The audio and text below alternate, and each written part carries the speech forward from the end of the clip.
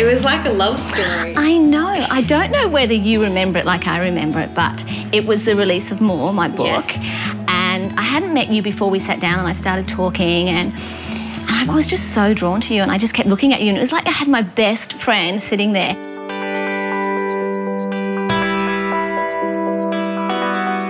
I can't imagine for a single moment that you have an inner mean girl. So who was she? She was pretty nasty, and she said things to me like, you're not good enough, you're not pretty enough, you're not skinny enough, you're not successful enough. All of that stuff that we all deal with, you know, and everyone has that inner nasty voice. Mean girl or mean boy, we all have it. But back then, mine was like on volume 10. She was really loud. And over the years, I've really learned how to turn her volume down. Yeah, we just have to keep doing that. Yeah. Exactly. Keep closing the door on her every time she tells you you're not smart enough, or you can't create your own activewear line, or, you know, or you can't, you know? Yeah, you'd be like, hang on, yes I can. Excuse me? Yeah.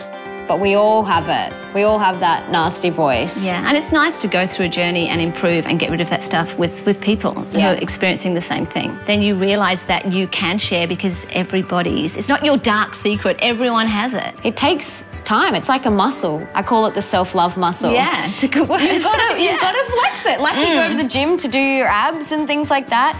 You've got to flex your self-love muscle every day. What do you do every day? I mean, do you have rituals that you do every day to flex that self-love muscle? The most important for me is meditation. Above everything, I have to get that in the morning. I do 20 minutes in the morning and 20 minutes in the afternoon, and it resets everything for me. And I feel like a different person. And it's so funny.